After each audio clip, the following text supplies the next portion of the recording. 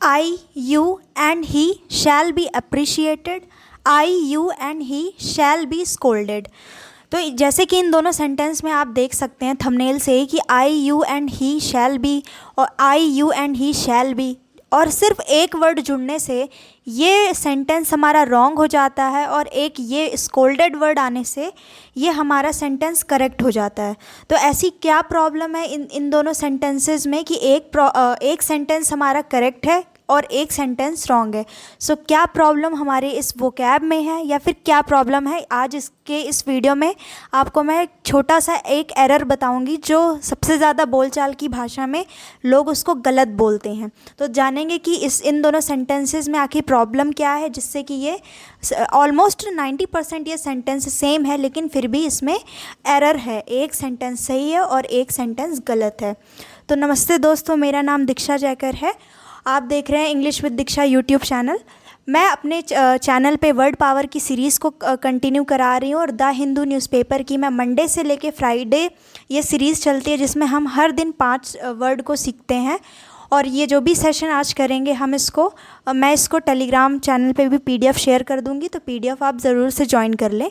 सो ये है इंस्टा, आप चेकआउट कर सकते हैं और टेलीग्राम चैनल आप कमेंट सेक्शन में आपको लिंक मिलेगी या फिर डिस्क्रिप्शन में आपको लिंक मिलेगी, आप उससे ज़रूर से ज्वाइन कर लीजिएगा।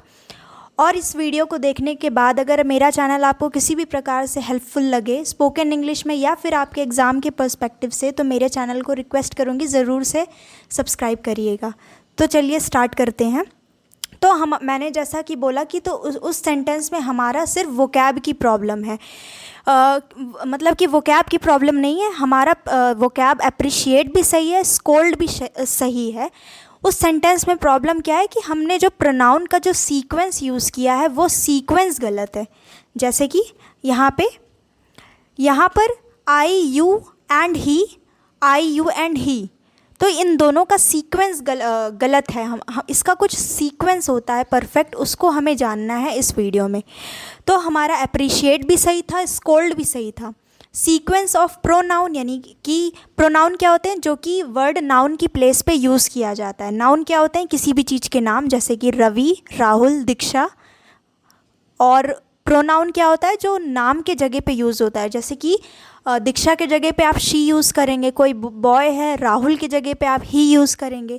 तो सीक्वेंस ऑफ प्रोनाउन, तो प्रोनाउन का भी एक प्रॉपर सीक्वेंस होता है सेंटेंस में कि पहले यू आएगा, आई आएगा, ही आएगा, या फिर पहले ही आएगा, आई आएगा, फिर यू आएगा।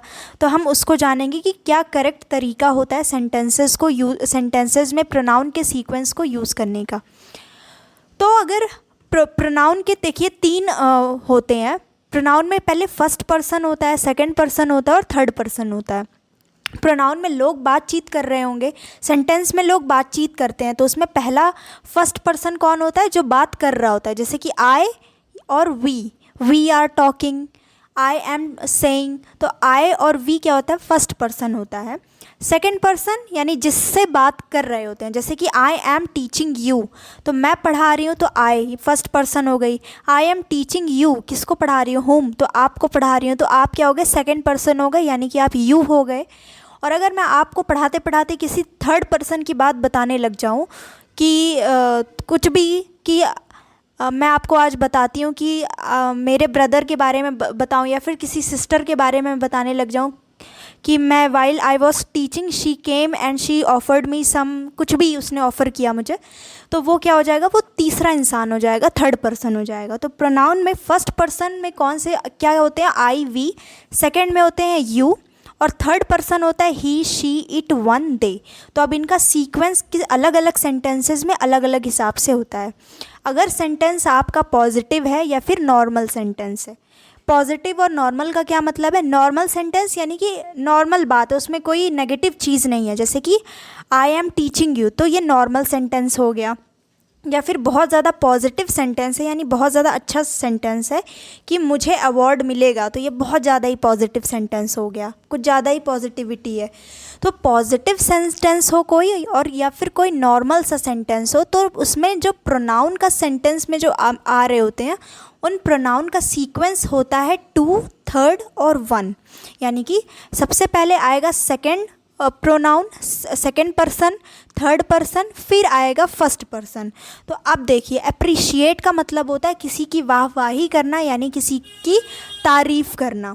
तो सेंटेंस क्या है, I, you and he shall be appreciated. इसका मतलब है कि मैं, तुम और वो, हम तीनों को अप्रिशिएट करा जाना चाहिए।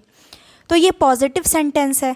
तो पॉजिटिव तो है, लेकिन अब पॉजिटिव सेंटेंस में सीक्वेंस प्रोनाउन का होता है 2 3 1। तो सेकंड पर्सन क्या है, यू होता है, लेकिन यू तो पहले आया नहीं है, यहाँ पे सबसे पहले ही फर्स्ट पर्सन आ गया है, जबकि फर्स्ट पर्सन हमारा लास्ट में आना चाहिए था। इसका सीक्वेंस होना चाहिए था यू, फिर आना चाहिए था थर्ड पर्सन यानी कि ही, फिर आना चाहिए था फर्स्ट पर्सन यानी कि you, he and I shall be appreciated. तो आई होप आपको ये समझ में आ गया होगा। और यहाँ पे रॉन्ग था ये सेंटेंस, क्यों?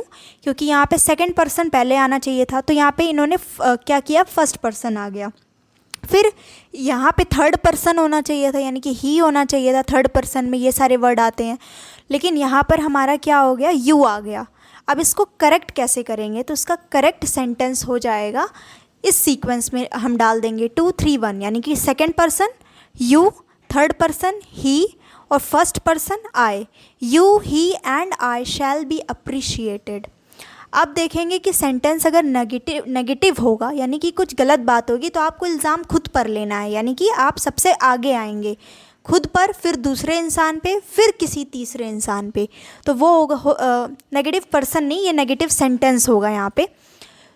तो नेगेटिव सेंटेंस में सीक्वेंस प्रोनाउन का 1 2 3 हो जाता है। पॉजिटिव में सीक्वेंस 2 3 1 होता है, और नेगेटिव अगर सेंटेंस होता है तो सीक्वेंस 1 2 3 होता है।